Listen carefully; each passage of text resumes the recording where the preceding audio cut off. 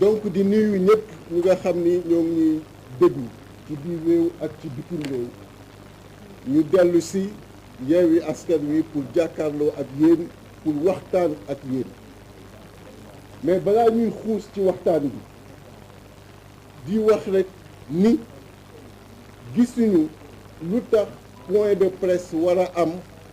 ñuy mobiliser la gendarmerie devant les sièges des leaders de Yewwi Askan Wi et vous avez vu ce qui s'est passé avant-hier mais di préciser également que loolu taxul ñu reporter point de presse bi ñu waroon def ça n'a rien à voir point de presse bi ñu koy reporter xamuñu woon sax ni ñooñu ñoo ngi mais c'est par la suite que ces images ñu gis que mu tas fépp mais loolu doy na ci wan askan wi que le président Macky Sall doxul ci jàmm doxul ci tànku jàmm ndaxte je ne pense pas yéenay dem fépp que mos na am benn point de presse bu am siège yu Benno Bokk Yaakaar gendarmerie war fa ñëw taxaw je ne pense pas pourquoi donc ñu war am fii point de presse gendarmerie war ñëw taxaw quadriller fii yëpp yooyu ay provocation yu inutile la parce que ay kilifa ñoo fi nekk te ay kilifa yi nga xam ni kenn xamu leen ci papas donc loolu nañ ko arrêté pour revenir ci sujet bi nga xam ni moom laa wax muy la démocratie ay rappel rek lay doon parce que yéen ñëpp vous êtes témoin de la situation actuelle situation bi nga xam ni mën nga ko résumer ci man dama jël sama bopp def déglu ba man maay xool maintenant Sénégal nan lay doxee démocratie texte yi li mu wax ma teg ko fële def li nga xam ni moom la sama bakkan bëgg moom la sama njaboot bëgg moom laa xalaat ni tey jii nii moom laay def pour couvrir sama bopp loolu le président Macky Sall nekkee et des fois dañuy fàtte et moo tax rappel am solo déjà en 2019 bi ñuy yegsi ci élection présidentielle yéen a ngi fàttaliku parrainage bi ñu ko dugalee ñaata candidat la ci éliminé pourtant les gens l'oublient rien que par le parrainage il avait éliminé 23 candidats ba mu amoon groupe des 23 ci 27 yi déposé woon y a que 4 ñi nga xam ni moom la accepté ba mu amoon le groupe des 23 am na ñu bare nga xam ni maa ngi leen di gis ñu naan jamais 203 ñii bi ñu leen éliminé par le parrainage ñii ñu jéem leen éliminé par la justice muy le président Khalifa Ababacar Sall ak le président Karim Meïssa Wade gis nga Sonko président Sonko dafa am kersa ci wax ñaari yoon déy na mënu ma bul ma tudd mu ni ko ñaari yoon mënu ko wax ju yàqu la mu ni ko wax ju yàqu la parce que nan la Yewwi Askan Wi pour la première fois depuis que cette affaire de renvoi de la chambre criminelle amee ñuy taxaw jàkkaarloog askan wi wax lépp sauf tudd loolu am na nga xam ne góor mënu ko nawlante mënu ko mais je le comprends parce que c'est un leader bu yooyu mais am na nga xam ne ñoo ko di xaar lu mu bëgg ak lu mu bañ pour dire tout simplement au président Macky Sall jamais 203 il n'y aura pas de 3 et les deux vont revenir aussi simple que ça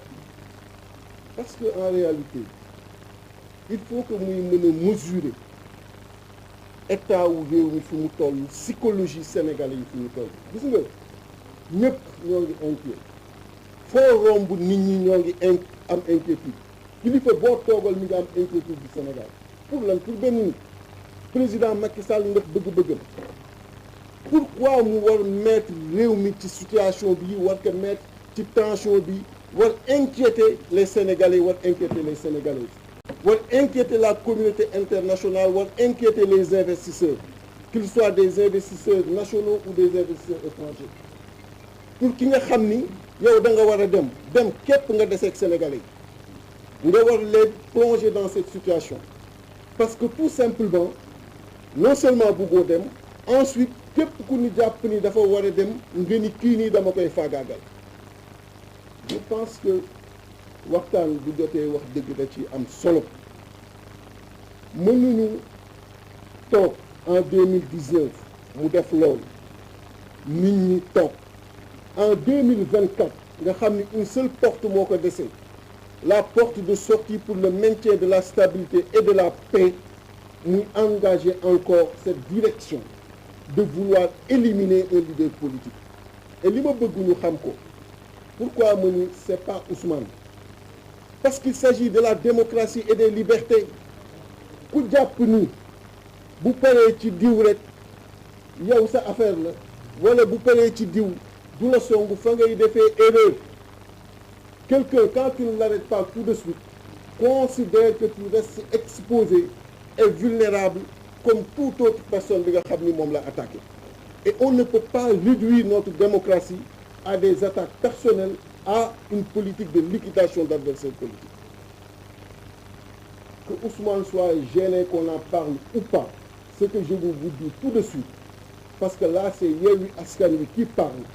différemment des partis politiques qui ont eu à se prononcer instantanément quand cette affaire a été prononcée et renvoyée devant la chambre criminelle. Ce que je peux vous dire tout de suite, moi ça ne passera pas et Yewwi Askan Wi résistera parce que suñu devoir historique la gis nga ñun li ñuy def du pour ñun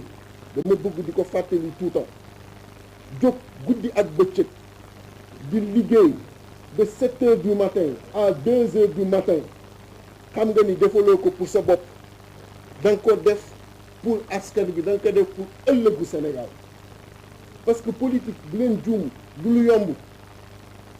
ñu lay dàq sa liggéey du lu yomb ngay toog guddi ak bëccëg li nga xam ni yaa koy dundee ak boo koy wutee yow yaa ko xam ak yàlla du lu yomb boo koy def c'est parce que conviction la c'est parce que am na ay principes yi nga xam ni moom ngay véhiculer et c'est parce que askan wi jaral na la ko et ce devoir la par rapport à l'histoire foofu la mbir yi toll et comment des personnalités peuvent se lever ainsi yow benn nit 18 millions de Sénégalais nga ni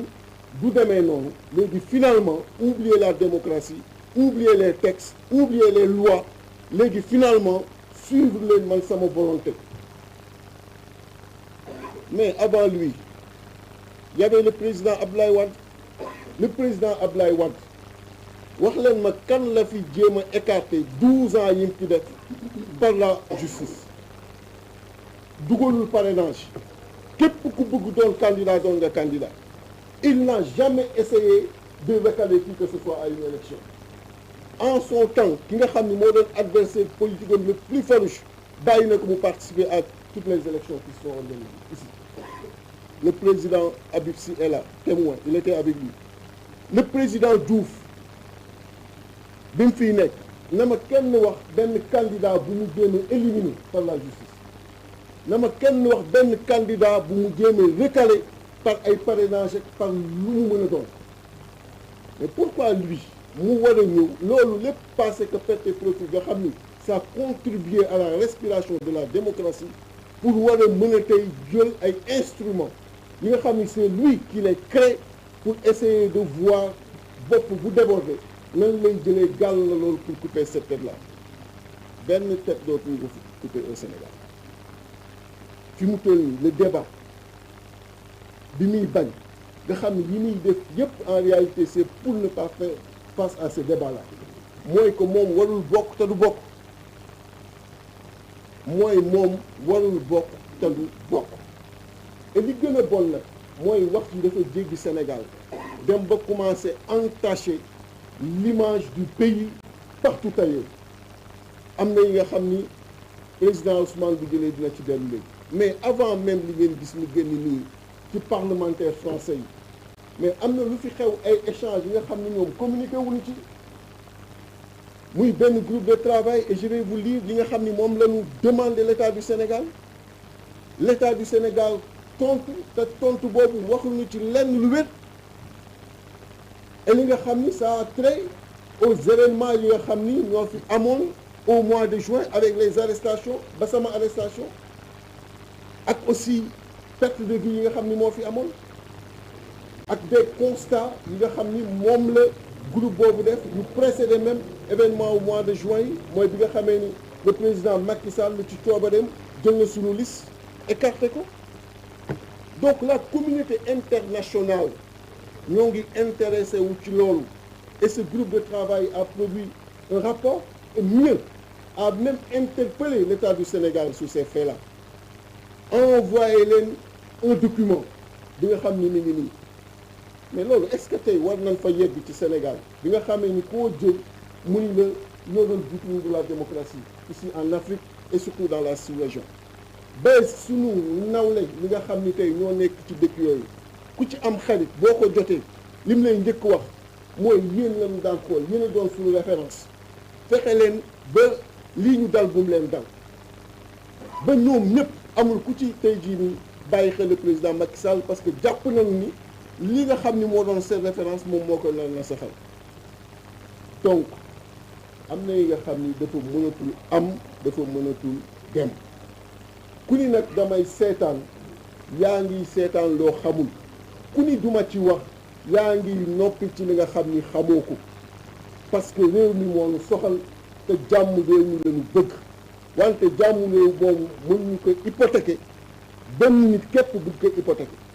te ku bëgg wax ni feneen la ñàkk jàmm du jóge yaa ngi xool fi nga xam ni nekkul foofu kenn lañu war a joxoñ kenn lañu war a xool muy le président Macky Sall et loolu mooy li nga xam ni tey moo fi dëgg ñoom nag jéem nañu def tout pour que lii ñuy wax ñi xëy na sénégalais yi dañ ko xam jéem nañu également indi ay réponses mais je vous dis que répondre nañu et ce document vous allez l'avoir.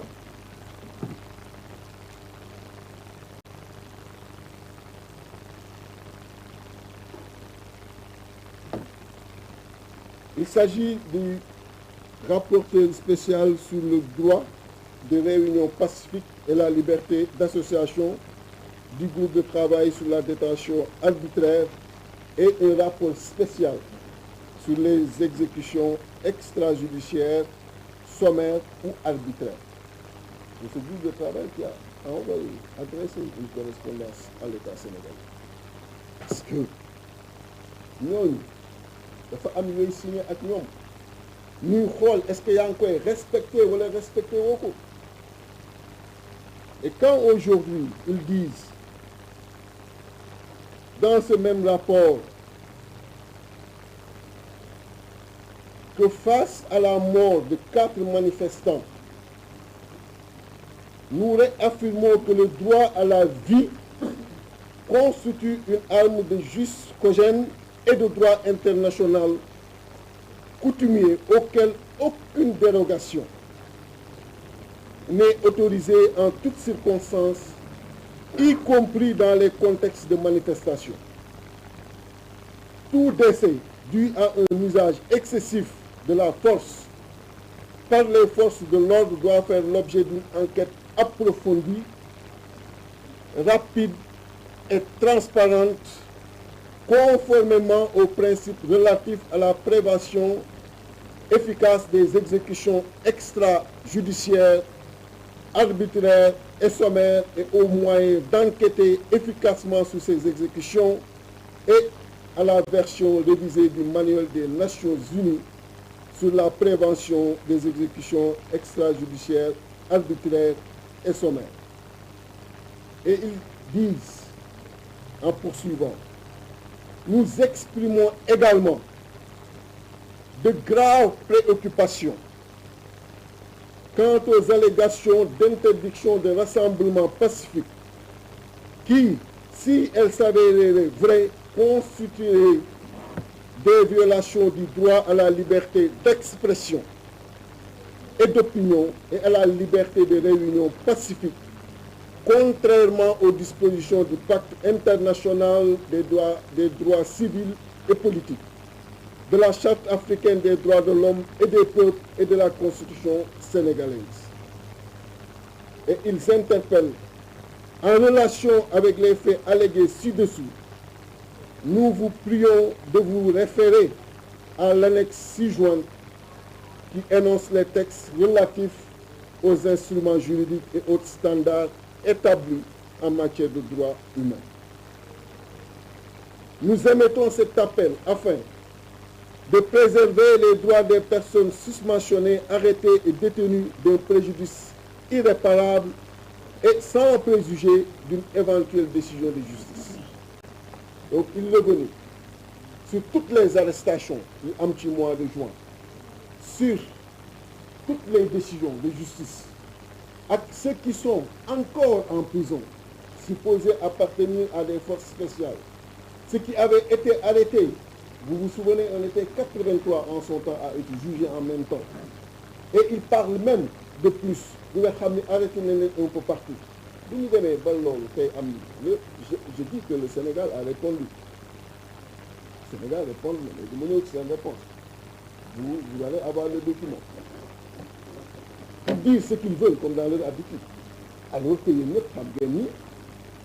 Puis, l'interdiction des manifestations est la règle, l'autorisation est l'exception. Et ils disent, eux, le contraire. Ils avancent des chiffres d'autorisation. Il y a une demande limitée au Sénégal, et 6250 demandes en un an au Sénégal, mais il y a une demande comme le dire. Et pour dire qu'ils sont seulement à 1,50% d'interdiction. Encore aussi, une demande comme le dire. Donc, pour dire que, vraiment, dafa am kenn ki utiliser benn mot da koy jëlee ci moom souvent bu ma nekkee États-Unis muy Ousmane Tounkara bu ñu waxee ni ma géej tappale gee bare mais tappale bi gouvernement bi nekkee moo bare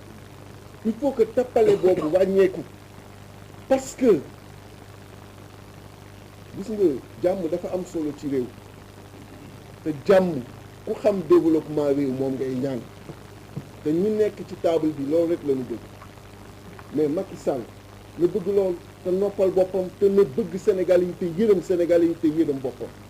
mais yoon bi mu jël baaxul na ci génn te yoon bi mu jël adduna bi ñoo ngi koy wax na ci génn. On va vers une élection présidentielle, une élection extrêmement sérieuse élection bi nga xam ni day doon un tournant ci Sénégal ak ci Afrique. Pourquoi Sénégal? Parce que Sénégal bu am une nouvelle page la ñu am. Sénégal bu yàlla def ci ñaanu nit ñu baax ñi tey jii ñu am fi pétrole ak gaz am fi ay richesse yi nga xam ni ñu bare ñoo ngi ciy teg suñu bët. Sénégal googu beneen direction la jël yàlla def na xëy na bëggoon na mu tombe ci moom mais tombewul ci moom li ciy ruus mais ci ku mu tombe ci beneen Sénégalais nga xam ni c'est le Sénégal qui gagne te bu mu jàpp mukk ni il est le seul à pouvoir diriger le pays. gis nga ñi mos a jàpp ñëpp ni ñoom képp la ñoom dong la yàlla wan na leen bataille ñi ma la sàkkee laa sàkkee ñeneen li ma def ci yow la def ñeneen 18 millions de Sénégalais il ne peut pas se dire qu'il est le seul à avoir la compétence et les aptitudes pour diriger ce pays. 2024 keneen moo koy diriger et pour la paix pour la stabilité na bàyyi ñi ko bëgg diriger ñëpp ñëw bokk kooku ndamam la sagam la sagu bépp Sénégalais la. mais bu jàppee ni tey moom la war a doon du doon keneen et képp ku mu xalaat ni moom la mën a doon da koy song ñu ngi juum parce que loolu li wér mooy kenn du ko ci seetaan benn Sénégalais du ko ci seetaan benn kilifa diine nga xam ni dañoo am cër ci réew mi duñ ko ci seetaan communauté internationale nga xam ni dañoo am cër am li nga xam ni moom la ñu bàyyi xel ci Afrique ak sous-région duñ ko ci seetaan. kon na génn bu rafet kon daal di wax ci gàttal que Yewwi Askan Wi reste plus que jamais déterminé pour la défense de la démocratie et la défense des libertés. Yewwi Askan Wi reste plus que déterminé et soudé autour et aux côtés de leur ami et leader qui est membre de cette coalition muy Ousmane. Il ne veut pas qu'on en parle. Mais on n'a pas le choix parce que c'est pas sa personne, c'est la démocratie qui nous mobilise, c'est les libertés qui nous mobilisent. Aujourd'hui, il est victime d'une démarche et nous dénonçons cette démarche et nous allons la freiner. Et c'est ça que je voulais donner comme message. Je vous remercie. jërëjëf président Déthié léegi ñu jox kàddu gi la présidente Aïda Mbodj Super Linguère et c'est la Cour des comptes, la Cour des comptes, la Cour financière.